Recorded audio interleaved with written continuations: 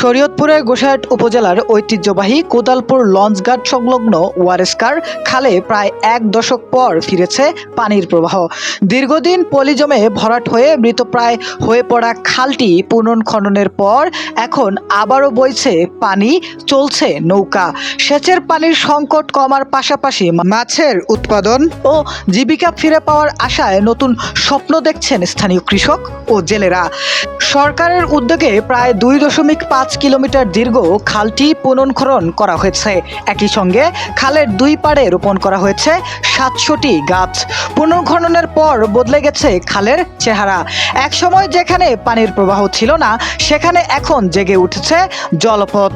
খালের দুই পাড়ে বেড়েছে সবুজের সমারোহ। স্থানীয়রা জানান, দীর্ঘদিন খালের পানি না থাকায় কৃষিকাজে সেচের সংকট দেখা দিত। নৌপথে যোগাযোগ বন্ধ হয়ে যাওয়ায় পাশাপাশি কমে গিয়েছিল দেশীয় মাছের উৎপাদন। এতে সবচেয়ে বেশি ক্ষতিগ্রস্ত হন কৃষক ও মৎস্যজীবীরা। তবে খালটি পুনর্খননের পর সেই চিত্র বদলাতে শুরু করেছে। খালে পানি ফিরে আসায় স্থানীয় বাসিন্দারা বলছেন, এখন কৃষিকাজে সেচের সুবিধা বাড়বে, নৌপথে চলাচল সহজ হবে এবং মাছ ধরার সুযোগও তৈরি হবে। আমাদের কৃষিকাজের জন্য পানি আসা যাওয়ার জন্য অনেক সুবিধা হয়েছে। পানিমনি আইসন খালটা কাটাইছে সরকারে, আমাদের মাছ ধরুন যায় আল্লাহ দিলে। মৌসুমে পানি থাকতো না, খালগুলির নাব্যতা একেবারে হারিয়ে ফেলছিল। এখন এই খালে নিয়মিত পানি প্রবাহ করে এবং এটা আড়িয়াল খাত থেকে আসে, মানে সারা বছর পানি থাকবে। আগামী ইনশাল্লাহ কৃষি মৌসুমে, ইরিগেশন মৌসুমে আর গভীর নলকূপ থেকে পানি তোলা লাগবে না।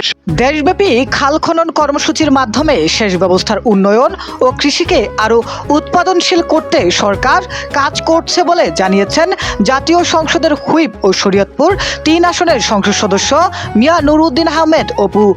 এই খালগুলো উদ্ধার হলো এবং ভবিষ্যতে আরো যতগুলা খাল আছে আমাদের প্রশাসন পর্যায়ক্রমে প্রত্যেকটা খালেরই ব্যবস্থা নিচ্ছে এবং জনগণ এর থেকে মানে পানি সেচের যে সমস্যা, ইরিগেশন যে সমস্যা, সেখান থেকে জনগণ অনেক উপকৃত হচ্ছে।